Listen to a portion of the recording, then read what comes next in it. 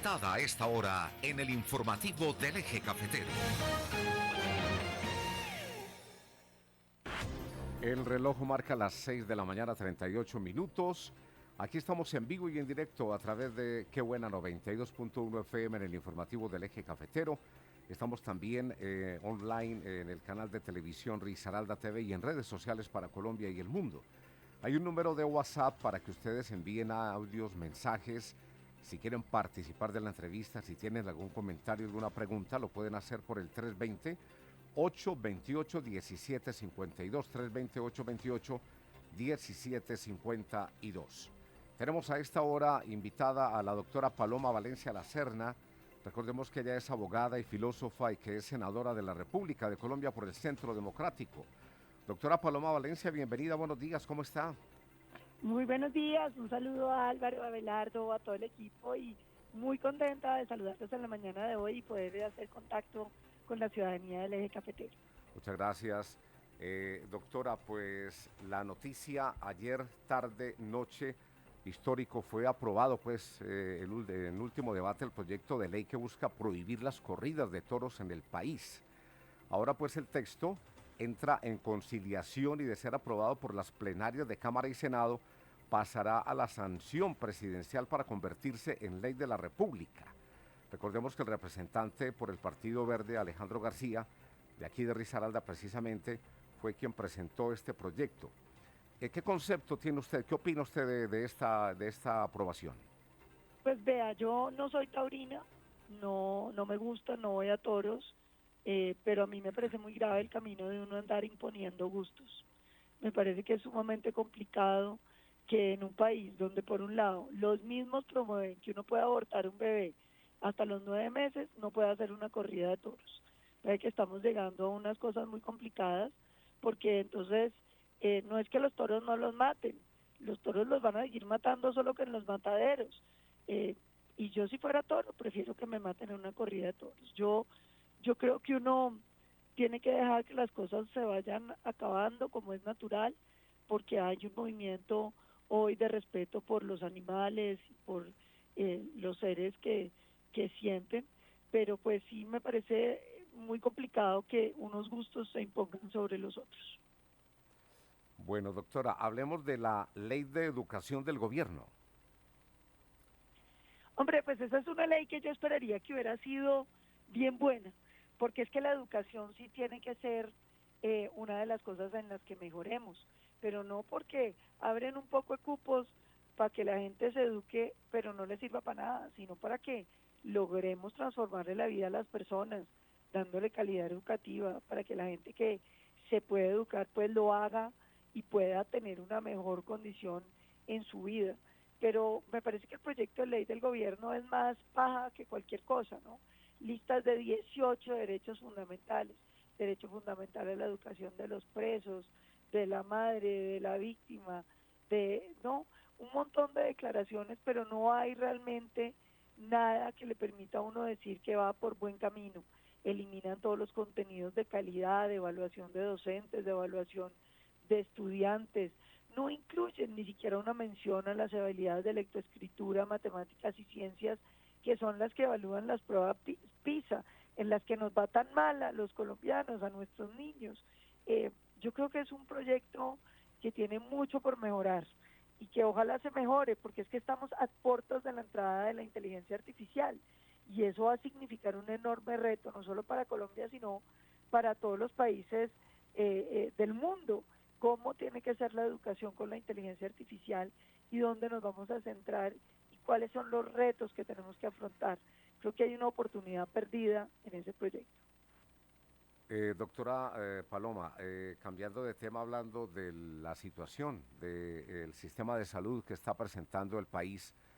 Ayer pues la noticia de lo que sucedió también con la EPS de Sura. Hoy, por ejemplo, están en paro profesores por 24 horas aquí en el departamento de Risaralda, como también en la ciudad de Manizales, en el departamento de Caldas, pues en protesta por esta situación. ¿Cómo ve esa crisis del sistema de salud en nuestro país? Yo creo que lo primero es que este gobierno fue muy soberbio en no querer reconocer lo que Colombia tenía. Entonces teníamos un sistema de salud muy bueno, con defectos, por supuesto que sí, con cosas por mejorarle, por supuesto que sí, con una falta de cobertura en las áreas más apartadas de Colombia, por supuesto que sí, pero un sistema que funcionaba.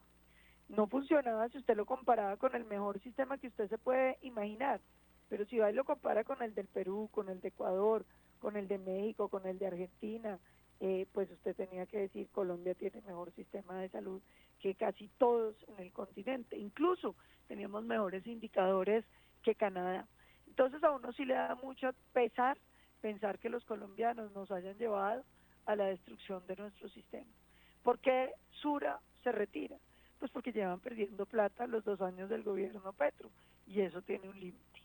Se dijo muchas veces que la UPC, esto es lo que se paga por cada colombiano, estaba desfinanciado, que era menos de lo que se estaban gastando las EPS.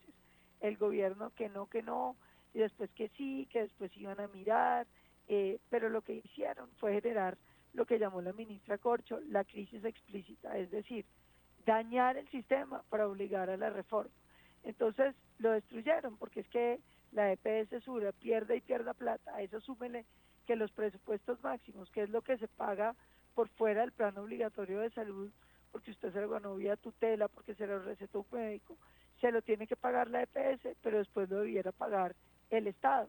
Y obviamente tampoco lo pagaron, llevan retraso en los pagos tremendos. Y entonces, pues obviamente, las EPS como Compensar, como Sura, pues se han venido retirando y van a dejar a los colombianos en una situación tremenda, dependientes del Estado. Y ahí está la prueba, que ellos no tienen un sistema de salud, tienen un pseudosistema en el sistema que le montaron al magisterio, que no funciona, porque eso no es describir cosas bonitas en una ley, de crear un sistema, incentivos, flujos, mecanismos, que es muy difícil de hacer.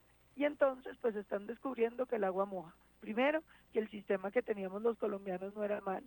Y segundo, que el sistema de ellos no funciona porque no tienen ni pies ni cabeza. 6 de la mañana, 45 minutos. Estamos en diálogo con la doctora Paloma Valencia Lacerna. ¿Perdón? Sí, ya voy con usted, claro que sí. La doctora Paloma Valencia Lacerna, que es precisamente senadora de la República de Colombia por el Centro Democrático. Senadora Fermín Torregrosa la saluda muy cordialmente. Cuando uno escucha los opositores a la reforma a la salud, por ejemplo, y dicen que es el sistema, el mejor sistema que hay en Latinoamérica, y cuando uno va a la historia real de quienes sufrimos el sistema de la Ley 100, sistema de salud en Colombia, con miles y cientos de tutelas, o sea, el sistema funciona, pero a través de los estrados judiciales para que se haga cumplir este derecho. Entonces uno dice, ¿cuál es lo bueno del sistema? El sistema en el papel es muy bueno, pero en la práctica la plata de las EPS se la gastaron en otras cosas diferentes, pagando sus deudas y no pagándole a los hospitales, o sea, a las IPS, lo correspondiente a la prestación de los servicios. Ellos se montaron el negocio con la economía circular, que es, crearon sus propias IPS y ya esas sí estaban al día, obviamente que eran empresas de un bolsillo hacia el otro. Entonces, se es necesario una reforma o un mejoramiento o una práctica en la realidad del sistema de salud para que los colombianos no tengamos que madrugar a las 3 de la mañana para conseguir un ficho para que nos atiendan? Fermín, yo creo que claro que uno puede hacer todas las disquisiciones en torno a que el sistema no es perfecto, y en eso estamos de acuerdo. Pero yo lo invito a que usted piense si tiene algún amigo o pariente que viva en el exterior, incluso en Europa, o en los Estados Unidos, o en Canadá, y cuénteme si ese amigo se hace tratar allá o se viene para acá. Porque lo que uno encuentra es que uno puede pensar mejores sistemas de salud, pero construirlos es muy difícil. Y el mundo entero vive sufriendo con el tema de la salud. Y Colombia es uno de los países que menos sufría. Usted me habla de las tutelas, y es cierto, Colombia ha tenido años donde tenemos 100.000 tutelas, 150.000 tutelas, que son un montón, pero a usted se le olvida que el sistema presta 140 millones de atenciones médicas en un año. Entonces, si usted compara las atenciones médicas con las tutelas, descubre que las tutelas son muy poquitas al lado del enorme, enorme esfuerzo que ha hecho el sistema. Que las EPS hay unas corrompidas, es cierto, por supuesto que sí, uno no puede negarlo, pero la gran mayoría han cumplido y hemos ido consolidando, como se propuso desde el principio, un sistema que fuera depurando las malas EPS. Y a eso súmele que lo que le pasa a los hospitales públicos, que es lo que le va a pasar a un sistema estatal. Usted puede ir a los hospitales públicos, sí, y ahí están, y dicen que les deben mucho, claro, sobre todo que no les alcanza la plata, pero cuando usted se pone a mirar qué es lo que le pasa al hospital público es que termina de nombradero del político local, gobernadores, alcaldes, nombran todos los amigos en los hospitales públicos de Colombia. Uno encuentra hospitales que han tenido que ser intervenidos por el Estado, donde han nombrado más de 3.000 personas, 3.000 personas que no se necesitan en el hospital, pero que eran amigos del gobernador. Entonces yo creo que entregarle al sector público toda la salud va a ser tremendamente complicado. Usted se imagina lo que va a terminar pasando con la corrupción tomándose todo. Creo que aquí por lo menos teníamos un sistema mixto, donde el Estado compite contra los particulares y los particulares, si dejan de prestar servicios, pues la gente se les va porque se pueden cambiar de EPS. Aquí había cosas que mejorar, pero desbaratar un sistema que llevamos 30 años haciendo no va a ser sencillo. Y lo que vamos a terminar es teniendo el sistema de salud de los maestros, que ya están en paro, y ahí están, gaste y gaste y gaste plata, gastando más plata de la que se gastaba antes.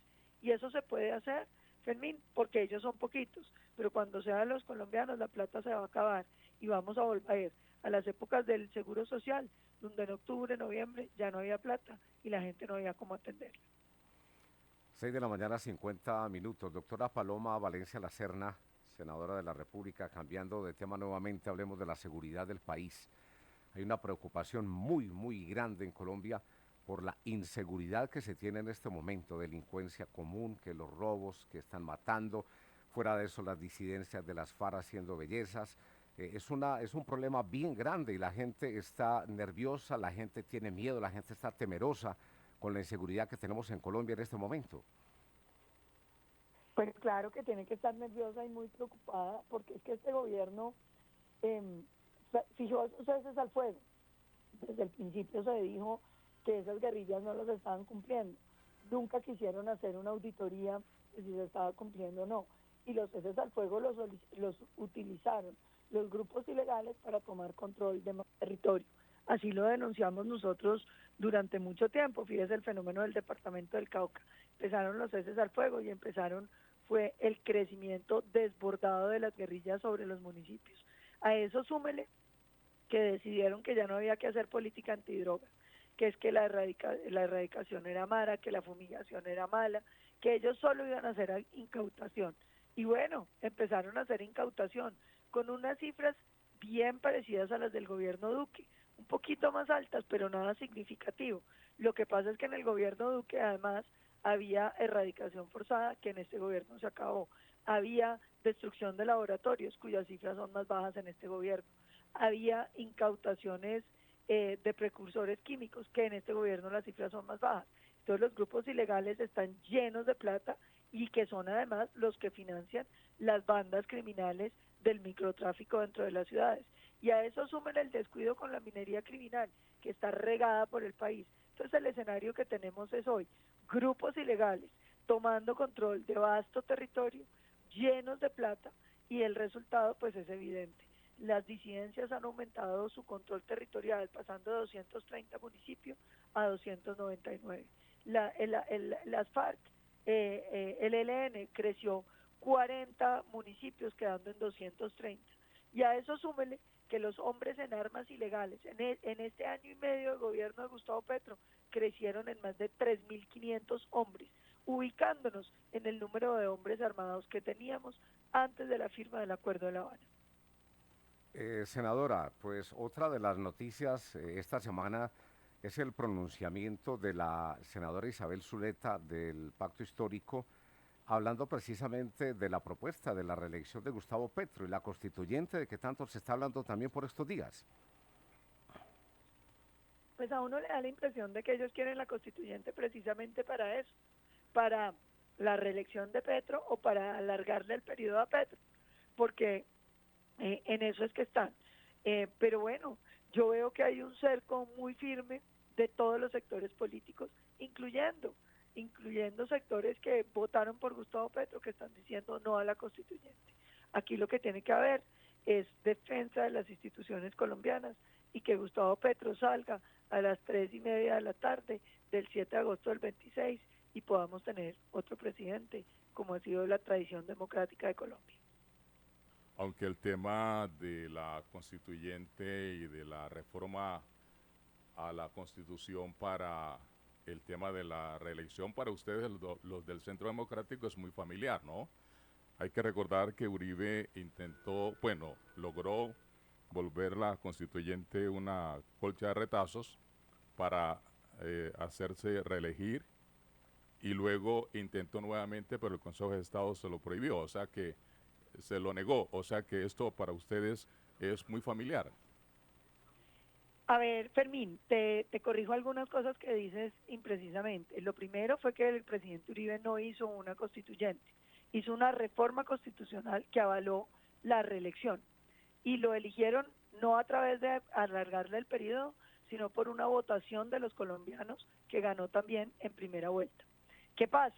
Después de eso, en contra de nuestra opinión, pero votado por Petro y por todos sus amigos, prohibieron la reelección presidencial y no solamente la prohibieron, dijeron que para volver a tener reelección se necesitaría un proceso constituyente.